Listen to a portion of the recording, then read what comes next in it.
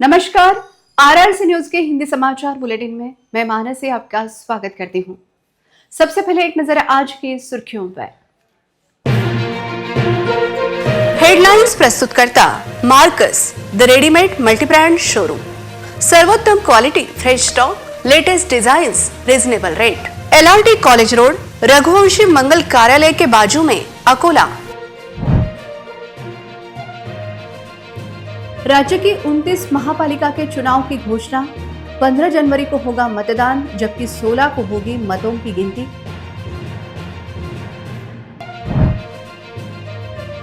भूमि अभिलेख विभाग की कार्रवाई में आनाकानी, संबंधित लोगों को कार्रवाई से बचा रहा कौन?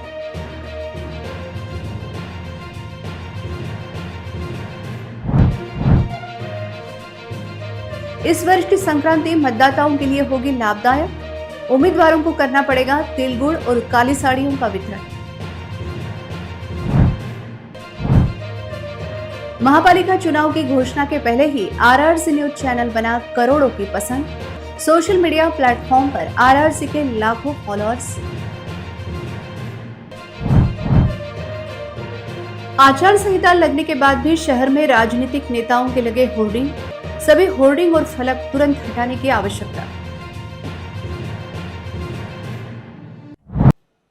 अब समाचार विस्तार से।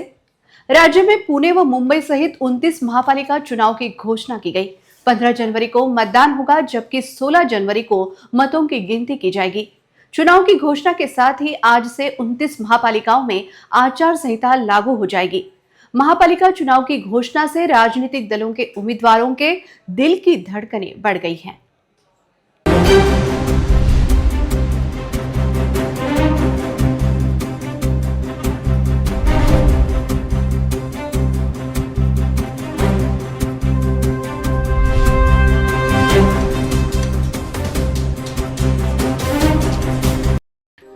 राज्य चुनाव आयोग ने प्रेस कॉन्फ्रेंस आयोजित करके यह घोषणा की। राज्य की 29 नगरपालिकाओं के लिए 3 करोड़ 48 लाख मतदाता मतदान करेंगे। ओबीसी आरक्षण के मुद्दे के कारण राज्य की 29 नगरपालिकाओं के चुनाव पिछले 5 से 7 वर्षों या उससे अधिक समय से लंबित थे। सर्वोच्च न्यायालय के निर्देश के बाद राज्य में स्थानीय निकायों के चुनाव का मार्ग प्रशस्त हुआ। पहले नगर पालिकाओं और नगर परिषदों के चुनाव 2 दिसंबर को हुए थे। अब राज्य की 29 लंबित नगर पालिकाओं के चुनाव का कार्यक्रम घोषित कर दिया गया है। चुनाव कार्यक्रम इस प्रकार है: नामांकन पत्रों का स्वीकार करना 23 दिसंबर से 30 दिसंबर तक, नामांकन पत्रों की जांच 31 दिसंबर, नामांकन वापस लेने की तिथि 2 जनवरी 2026, चुनाव चिन्ह आवंटन और अंतिम उम्मीदवार सूची की घोषणा 3 जनवरी, जबकि मतदान 15 जनवरी को होगा और दूसरे ही दिन यानी 16 जनवरी को मतों की गिनती कर परिणाम घोषित किए जाएंगे। राज्य के 29 नगर पालिकाओं का कार्यकाल समाप्त हो चुका है। इन महापालिका चुनावों के लिए 1 जुलाई 2025 की मतदाता सूची मान्य होगी। चूंकि यह सूची केंद्रीय चुनाव आयोग से आई है, इसलिए यह स्पष्ट किया गया है कि राज्य आयोग को इसमें से नाम हटाने का अधिकार नहीं है। राज्य में महापालिका चुनाव में 3.48 करोड़ मतदाता भाग लेंगे। मुंबई महापालिका में 1 सदस्यीय वार्ड होने के कारण मतदाताओं को केवल 1 ही वोट डालना होगा। वहीं शेष 28 महापालिकाओं में 1 से 5 सदस्यीय वार्ड है, इसलिए मतदाताओं को उसी के अनुसार मतदान करना होगा। महापालिका चुनावों के लिए उम्मीदवारी आवेदन केवल ऑफलाइन ही जमा किए जा सकते हैं। साथ ही जिन उम्मीदवारों के पास वर्तमान में जाति वैधता प्रमाण पत्र नहीं है, उन्हें चुनाव के 6 महीनों के भीतर इसे जमा कराना होगा, अन्यथा उनकी उम्मीदवारी रद्द की जाएगी। ऐसी जानकारी राज्य चुनाव आयोग द्वारा दी गई। आरआरसी न्यूज ने अकोला के भूमि अभिलेख विभाग की अव्यवस्था को उजागर किया था। उपाधीक्षक पंकज पवार के निलंबन के बाद की गई जांच में बड़ी संख्या में अनियमितताएं सामने आई हैं। हालांकि संबंधित लोगों को कार्रवाई से बचाया जा रहा है। अब सवाल यह उठ रहा है कि कार्रवाई से इन्हें कौन। अकोला भूमि अभिलेख विभाग में जांच पूरी हो चुकी है और जांच रिपोर्ट पुणे कार्यालय पहुंच चुकी है। जांच रिपोर्ट के अनुसार दोषी अधिकारियों और कर्मचारियों के खिलाफ कार्रवाई आवश्यक थी। हालांकि दोषियों को इस कार्रवाई से बचाया जा रहा है। पुणे जमाबंदी आयुक्त ने स्थानीय प्रशासन को कार्रवाई करने का आदेश दिया है। इस बीच यह आवाज उठ रही है कि स्थानीय प्रशासन इस कार्रवाई पर अनदेखी कर रहा है। सवाल उठ रहा है कि वरिष्ठ अधिकारी अपने ही अधीनस्थ कर्मचारियों के खिलाफ कार्रवाई करने में क्यों आनाकानी कर रहे हैं। वहीं मौखिक आदेश ने कई लोगों को परेशानी में डाल दिया है। ऐसे में कनिष्ठों के खिलाफ कार्रवाई की संभावना बढ़ गई है। लेकिन चौंकाने वाली जानकारी मिली है कि वरिष्ठ अधिकारी कार्रवाई से बच रहे हैं। डिप्टी सुपरिंटेंडेंट पंकज पवार के निलंबन के बाद की गई जांच में कई मामले सामने आए हैं और ऐसे में अनाधिकृत फेरफार करने वाले कनिष्ठ अधिकारियों के खिलाफ तत्काल कार्रवाई की आवश्यकता है। लेकिन जानकारी मिली है कि कुछ अदृश्य ताकतें इस कार्रवाई को टालने के पीछे हैं। महापालिका चुनाव 15 जनवरी को होंगे, परिणाम 16 जनवरी को घोषित किए जाएंगे।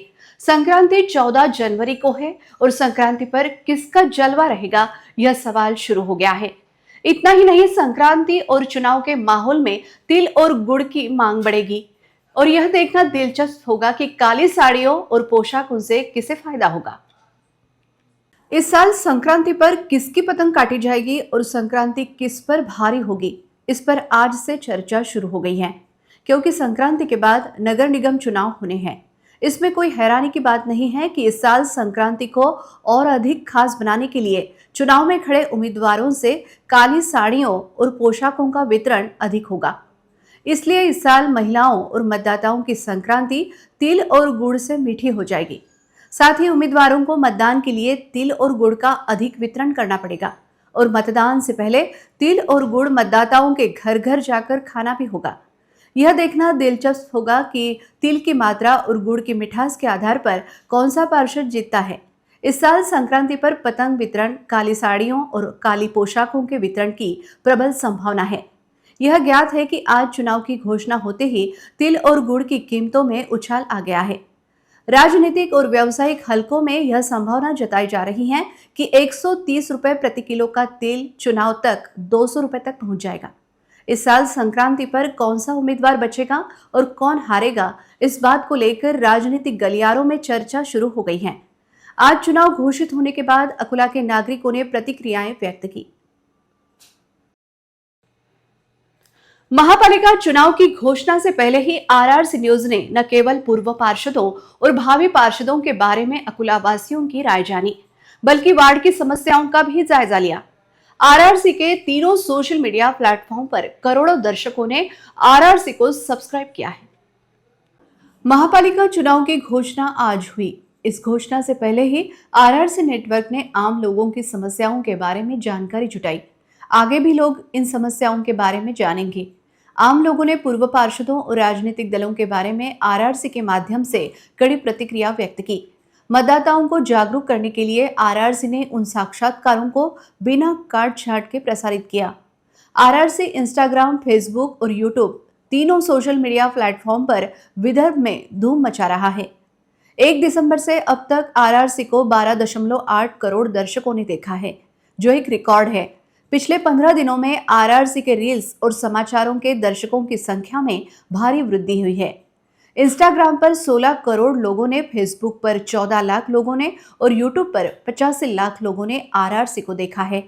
कुल मिलाकर 15 दिनों में आरआरसी के कंटेंट को 12.8 करोड़ 52 हजार दर्शकों ने देखा है, जो एक रिकॉर्ड है।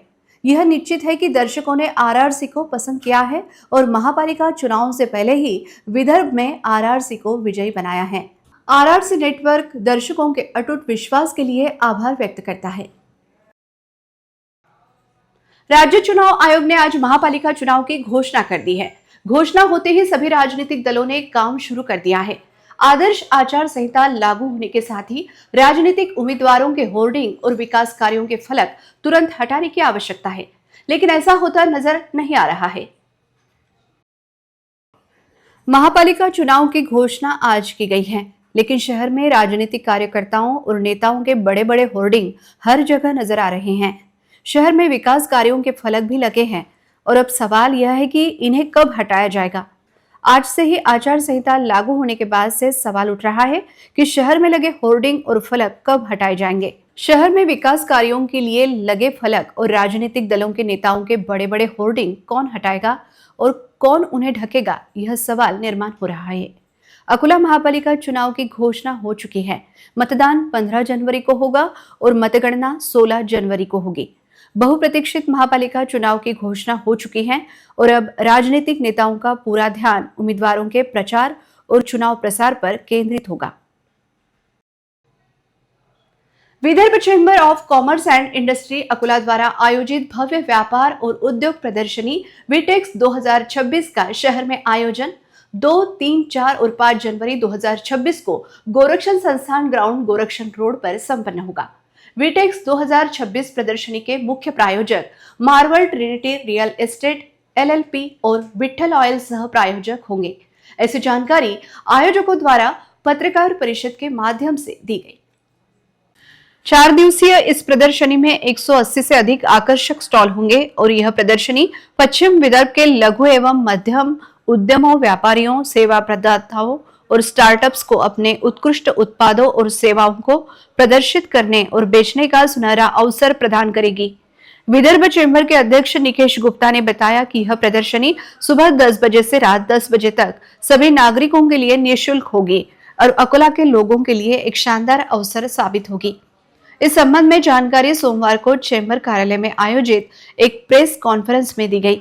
चैम्बर के मानद सचिव नीरव वोरा, वरिष्ठ उपाध्यक्ष सिद्धार्थ रोहाटिया, कनिष्ठ उपाध्यक्ष निखिल अग्रवाल, कोषाध्यक्ष किशोर बाचुका, संयुक्त सचिव किरीट मंत्री, सह संयोजक राहुल मित्तल और अन्य गणमान्य व्यक्ति मंच पर उपस्थित थे। विटेक्स 2026 का मुख्य उद्देश्य पश्चिम विदर्भ में व्यापार, उद्योग और उद्यमिता को गति देना, स्वदेशी, मेक इन इंडिया और वोकल फॉर लोकल की अवधारणाओं को बढ़ावा देना, रोजगार सृजन को बढ़ावा देना और अकोला जिले को एक विकसित व्यापारिक केंद्र के रूप में स्थापित करना है। यह आयोजन क्षेत्रीय MSMEs, स्टार्टअप्स, कृषि प्रसंस्करण इकाइयों और स्थानीय उत्पादों को व्यापक बाजार उपलब्ध कराने के लिए एक प्रभावी मंच होगा। इस प्रदर्शनी में एक ही छत के नीचे उत्पादों और सेवाओं की एक विस्तृत श्रृंखला प्रदर्शित की जाएगी, जिनमें सौर पैनल और फिटिंग, फर्नीचर, घरेलू उपकरण, गृह सज्जा और इंटीरियर डिजाइनिंग, उपहार वस्तुएं, डिजाइनर कपड़े, ऑटोमोबाइल, खेल और फिटनेस, रोबोटिक्स, वेलनेस सेक्टर, जल उपचार समाधान, पर्यावरण प्रसंस्करण मशीन, डेयरी उत्पाद, पूर्व निर्मित संरचनाएं, बैंकिंग और वित्तीय सेवाएं, करियर मार्गदर्शन, घर निर्माण, अकाउंटिंग सॉफ्टवेयर, जैविक उत्पाद, मोरिंगा और हर्बल उत्पाद, अग्नि सुरक्षा और सुरक्षा उपकरण शामिल होंगे। सामाजिक और आध्यात्मिक क्षेत्र के लिए एक विशेष अनुभाग भी रखा गया है, जिसमें इस्कॉन, सनातन धर्म सभा, पुस्तकालय, आर्ट ऑफ लिविंग जैसे संगठन भाग लेंगे। पूरे परिवार के लिए उपयुक्त इस प्रदर्शनी में विभिन्न स्वादों वाला एक विशेष फूड जोन, मुफ्त और विशाल पार्किंग सुविधाएं होगी और इस प्रदर्शनी को 15 लाख से अधिक नागरिक भेंट देंगे, ऐसी उम्मीद आयोजकों द्वारा जताई गई है। पश्चिम विदर्भ की सबसे बड़ी व्यापारी संगठन Vidarbha chamber of commerce industries इस बार फिर से 2 से 5 जनवरी तक विटेक्स 2026 के रूप में दूसरा हमारा ये वर्जन सभी छोटे व बड़े व्यापारियों की 180 से अधिक स्टॉल्स की प्रदर्शनी और बिक्री लेकर के आ रहा है। पिछली बार भी हमारे विटेक 2024 में करीब करीब 150 स्टॉल थे और करीब करीब 26 करोड़ का व्यापार हुआ था और 1,20,000 से अधिक लोगों का फुटफॉल था। इस बार हमारा टारगेट 50 करोड़ से ऊपर का उलाढाल का है और करीब करीब 1.5 लाख लोगों तक हमारी पहुंचने की मंशा है। इस बार 180 सारे स्टॉल हमने उपलब्ध करा है। उसमें विशेष रूप से नए स्टार्टअप्स और स्वदेशी और नए स्टार्टअप्स को हमने प्राधान्य देने का उसमें काम किया है। और इस बार सबसे बड़ी मेन देखने वाली बात यह है कि इस बार 80% से ज्यादा स्टॉल्स हमारे अकोला शहर के लोगों के हैं, छोटे बड़े व्यापारियों के। निश्चित इस प्रदर्शनी के माध्यम से उन सभी स्टॉल धारकों का, व्यापारियों का काम बढ़ेगा और अकोला के व्यापार को एक गति मिलेगी। मैं अकोला के सभी नागरिकों से निवेदन करता हूं कि 2 से लेकर 5 जनवरी तक गोरक्षण संस्था ग्राउंड पे सुबह 10 से 9 के बीच में इस प्रदर्शनी को जरूर से आप भेंट दे करके हमारा सबका उत्साहवर्धन करें और व्यापारियों का उत्साह बढ़ाएं। महापालिका चुनाव के लिए मतदाता सूची तैयार करने की प्रक्रिया प्रशासनिक स्तर पर चल रही है और इसे 27 दिसंबर तक पूरा करना होगा।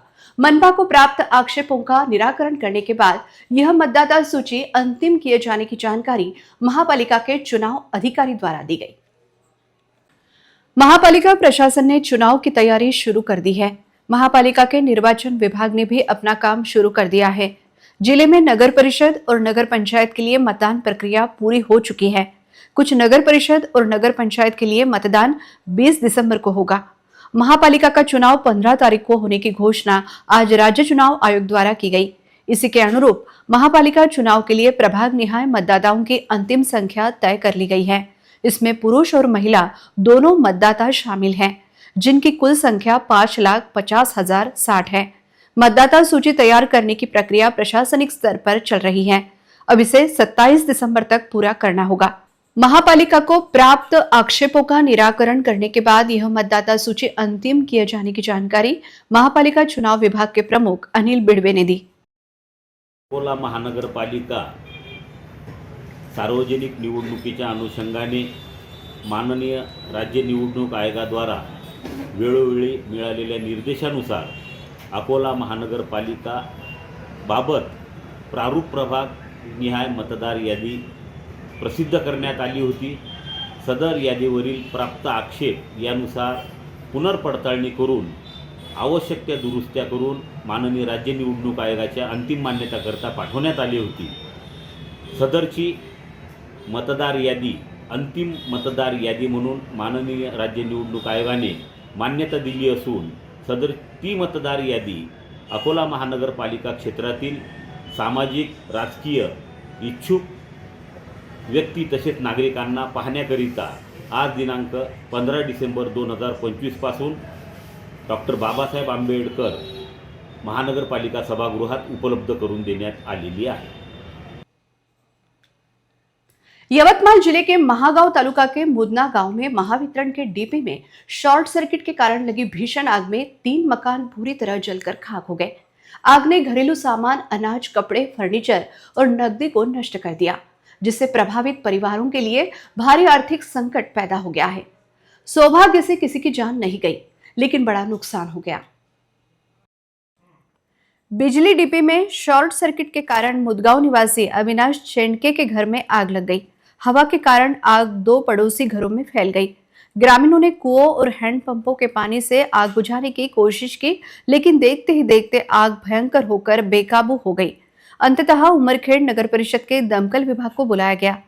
घटना की सूचना मिलते ही दमकल की गाड़ी मौके पर पहुंच गई। जवानों ने लगभग 1 घंटे में अपनी पूरी कोशिश से आग पर पूरी तरह काबू पा लिया। इस बीच राजस्व विभाग के अधिकारी, तलाठी, मंडल अधिकारी और पुलिसकर्मी मौके पर मौजूद थे। पुलिस ने इलाके को नियंत्रण में रखा और नागरिकों को सुरक्षित दूरी पर रखा। आग से प्रभावित परिवार पर बड़ी मुसीबत निर्माण हो गई है। राजस्व विभाग द्वारा पंचनामा प्रक्रिया पूरी की गई है और ग्रामीणों ने प्रभावित लोगों के लिए सरकारी सहायता की मांग की है। ग्रामीणों ने भी तुरंत मदद का हाथ बढ़ाकर पीड़ित परिवार को अनाज और आवश्यक वस्तुएं मुहैया कराई। महागांव नगर पंचायत का दमकल वाहन पिछले कई वर्षों से इस्तेमाल नहीं हुआ है, इसलिए पास में लगी आग बुझाने में भी यह कारगर नहीं रहा। इससे नागरिकों में रोष निर्माण हो रहा है। जिले के अलग अलग भागों में अभी खेती में नमी बरकरार है। यह नहीं कि कई निचली इलाकों में पानी लगा है। हालात देख ऐसी आशंका है कि जिले में दिसंबर के अंतिम समय तक भी गेहूं की 100% बुआई नहीं हो पाएगी। गेहूं की खेती में विलंब को लेकर किसान चिंतित है। समय से बुआई नहीं होने के चलते इसका सीधा असर उत्पादन पर पड़ेगा। कृषि विभाग के अनुसार 15 नवंबर से लेकर विलंब तक 15 दिसंबर ही गेहूं बुआई का आदर्श समय माना जाता है। इस वर्ष जिले में बेमौसम अतिवृष्टि, हवा एवं विनाशकारी बाढ़ के कारण जिले के किसान खरीफ की फसल तो पहले ही गंवा दिए हैं, अब रबी की खेती पर भी संकट बना है। इस तरह जिले के किसान इस साल प्रकृति की दोहरी मार झेलने के लिए मजबूर है। इसमें बुआई की गति अत्यंत धीमी हो गई है। जिला कृषि विभाग एवं किसानों की ओर से बताया गया कि दिसंबर महीने तक इस साल बुआई चलेगी। अतिवृष्टि के कारण निचले इलाकों के खेतों में नमी अधिक कमी है। विलंब से गेहूं की बुआई से उत्पादन पर असर पड़ेगा। जिले के गेहूं उत्पादक किसान इस बार अपनी गेहूं की फसल की उपज को लेकर काफी परेशान हैं। लागत खर्च की तुलना में किसानों को उपज की कमी का सामना करने की चिंता सता रही है। इसके साथ ही डीएपी, पोटाश और यूरिया उचित मूल्य पर नहीं मिल रहा है। जिले के कुछ विभागों में किसानों ने जिनके यहाँ सिंचाई की सुविधा उपलब्ध है, उन किसानों ने अपने खेतों में गेहूं की बुआई की है। लेकिन जिन किसानों की खेती बांध या तालाब के पानी पर निर्भर है, उन किसानों की गेहूं की बुआई अभी बाकी है। नहर तथा कैनाल को पानी आने के बाद यह किसान अपनी बुआई पूरी कर सकेंगे। अंत में एक नजर आज की सुर्खियों पर। हेडलाइन रिलायन्स प्रस्तुत करता Marcus the readymade multibrand showroom. सर्वोत्तम quality, fresh stock, latest design, reasonable rate. LRT college road, Raghuvanshi Mangal Karyalaya के बाजू में, अकोला. राज्य की 29 महापालिका के चुनाव की घोषणा. 15 जनवरी को होगा मतदान, जबकि 16 को होगी मतों की गिनती.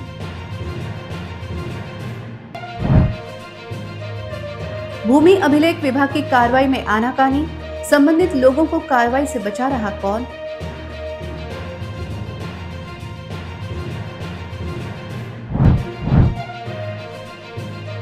इस वर्ष की संक्रांति मतदाताओं के लिए होगी लाभदायक. उम्मीदवारों को करना पड़ेगा तिल गुड़ और काली साड़ियों का वितरण.